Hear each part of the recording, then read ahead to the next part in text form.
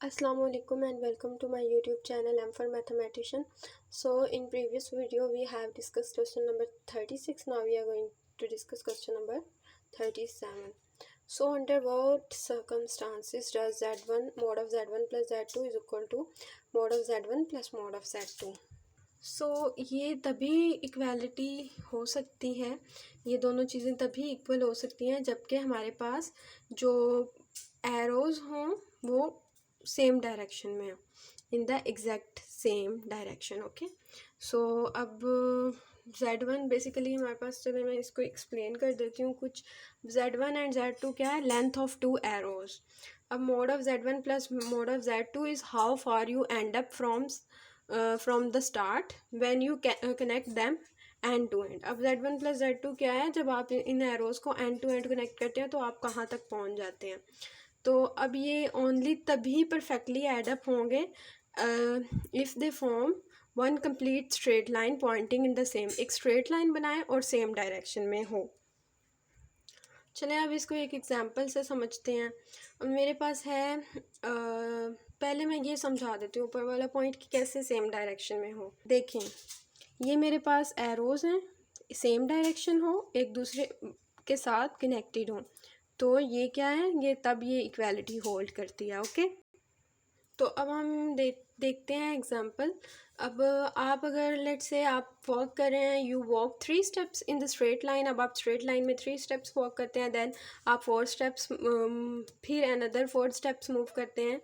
तो अब आप अगर एक ही डायरेक्शन में वॉक कर रहे हैं तो उस टाइम पे आपके 7 स्टेप्स हो जाते हैं, लाइक 3 + 4 = 7। इसकी एग्जांपल देख लें, ये है मेरे पास कि आपके पास ये आप 4 स्टेप्स मूव किए, ब्लू जो लाइन है, देन रेड लाइन आपने 3 स्टेप्स मूव किया। अब आपने सेम डायरेक्शन में मूव किया, तो ये आपका डिस्टेंस ओरिजिन से ये जो डिस्टेंस है वो क्या है? 5। ओके, एंड यहाँ भी अगर मैं नंबरिंग देती तो यहाँ भी कुछ ना कुछ 4 आ जाता, शायद यहाँ 0.4 है। सो यस, ये यहाँ पे 3 पे लाई कर रहा है। ओके, वाई एक्स एक्सिस पे 3 पे, और यहाँ इसने ओरिजिन से कितना डिस्टेंस कवर कर लिया है? ये 5, वाई का एक्स का 3 और 5 पॉइंट पे लाई कर रहा है, तो हम इजीली इसका मोड फाइंड आउट कर सकते हैं।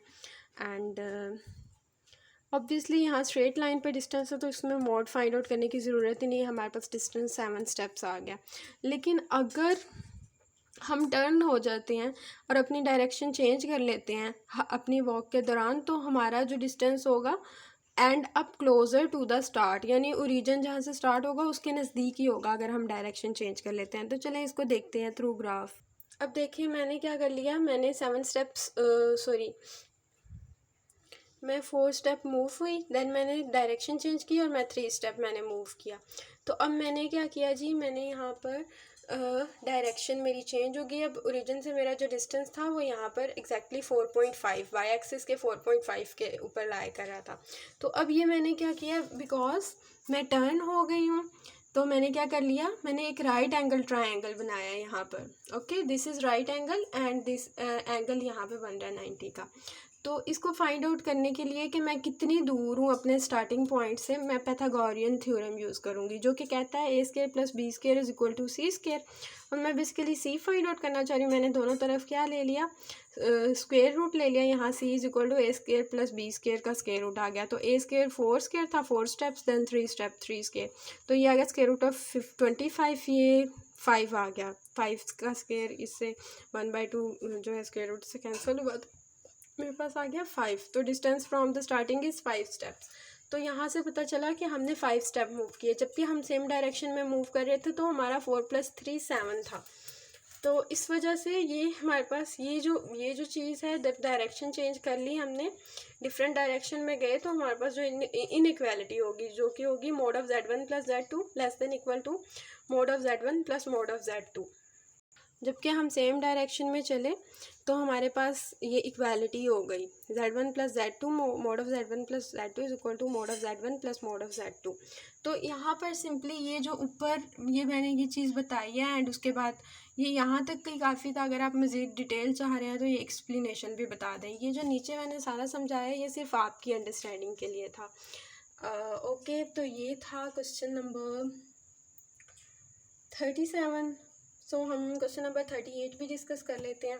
तो क्वेश्चन नंबर 38 में वो कहता है कि using complex variable z find an equation of circle in complex plane of radius 5 centred at 3 - 6 iota. So इन्होंने हमें बेसिकली रेडियस दे दिया सर्कल का और 3 - 6 आयोटा सेंटर दे दिया। अब अगर मैं इसको पॉइंट में देखूँ तो ये है x एक्सिस पे 3 एंड y एक्सिस पे -6 है। तो 3 और -6 जो है वो सेंटर है एंड रेडियस 5 है। तो मुझे कॉम्प्लेक्स प्लेन में एक सर्कल फाइंड आउट करना है। सर्कल कॉम्प्लेक्स प्लेन में एक सर्कल हो उसकी इक्वेशन फाइंड आउट करनी है। अब मेरे पास ये सॉल्यूशन नहीं है, ये सिर्फ अंडरस्टैंडिंग के लिए है कि general equation of circle in complex plane क्या है, mod of z - z2 is equal to r। अब z जो है ना वो क्या है, any variable point on the boundary of the circle.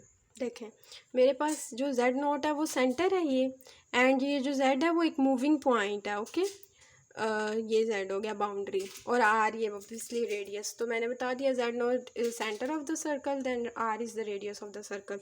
तो इसका क्या मतलब है कि distance between the moving point z and the fixed centre z naught is always exactly radius. यानी मूविंग पॉइंट z और फिक्स पॉइंट z नॉट के दरमियान में जो डिस्टेंस है वो हमेशा रेडियस के इक्वल होता है। और आप इससे देख सकते हैं कि इन दोनों के दरमियान में डिस्टेंस ऑब्वियसली रेडियस के ही इक्वल है। तो ये कॉम्प्लेक्स प्लेन में जनरल इक्वेशन थी सर्कल की। ओके तो अब हम इसी को यूज़ करते हुए अपना क्वेश्चन सॉल्व कर लेते हैं। अब देखिए मेरे पास सेंटर तो गिवन है 3 - 6 आयोटा, रेडियस भी गिवन है, पॉइंट्स में देखो तो 3 और -6 है। अब ये मैंने equation general equation of circle complex plane में जो थी वो अप्लाई की। अब मैंने लिख दिया z नोट जो था मेरे पास 3 - 6 आयोटा था, z naught is equal to 5। तो z -3 ये माइनस माइनस क्या होगा प्लस हो गया, z - 3 + 6 iota is equal to 5। तो ये यहाँ से स्टार्ट होके यहाँ तक जो था ना ये सॉल्यूशन था इस क्वेश्चन का। बस पहले जो बताया वो सिर्फ अंडरस्टैंडिंग के लिए था। एंड अब इसको हम चेक कर लेते हैं, वेरीफाई कर लेते हैं कि ये आइदर ये है भी इक्वेशन के नहीं। कैसे, हम इसको कार्टेशियन फॉर्म में कन्वर्ट करते हैं। हम z की जगह x + आयोटा y लिख देते हैं एंड वही बाकी रियल को रियल के साथ यहाँ कर लिया, x - 3 हो गया, इमेजनरी को इमेजनरी के साथ y + 6 हो गया। अब इसका मोड फाइंड कर लेते हैं, x - रियल का स्केयर प्लस इमेजनरी का स्केयर, x - 3 का स्केयर प्लस y + 6 का स्केयर इज इक्वल टू क्या है, रेडियस का स्केयर। तो अब इज इक्वल टू हमारे पास ये आता है मोड, ये मोड यहाँ से किया इज इक्वल टू ये रेडियस था। अब स्क्वेयरिंग की तो ये कैंसिल हो गया स्क्वेयर रूट स्क्वेयर से, तो यहाँ 25 आ गया क्योंकि 5 का स्क्वेयर भी हुआ। तो यहाँ पे मेरे पास x ये देखें इसको अगर, तो ये जनरल फॉर्म नहीं बन रही है, x - h whole square plus y - k whole square is equal to r square. h के क्या होते हैं, सेंटर और r रेडियस। तो यहाँ पे देखें 3 जो है वो क्या हो गया एंड यहाँ से -6 ये सेंटर हो गया और रेडियस 5 हो गया। तो अब अगर इसको देखें कॉम्प्लेक्स प्लेन में जो इक्वेशन है तो देखें इसका भी इसी तरह ही नहीं है, 3 - 6 आयोटा यानी 3। अब इस कॉम्प्लेक्स नंबर को अगर मैं पॉइंट्स में लिखूँ तो ये 3 और -6 है और रेडियस क्या है 5। सेंटर 3 और -6 है, रेडियस 5 है। और इसका भी देखें सेंटर क्या है 3 और -6, रेडियस 5।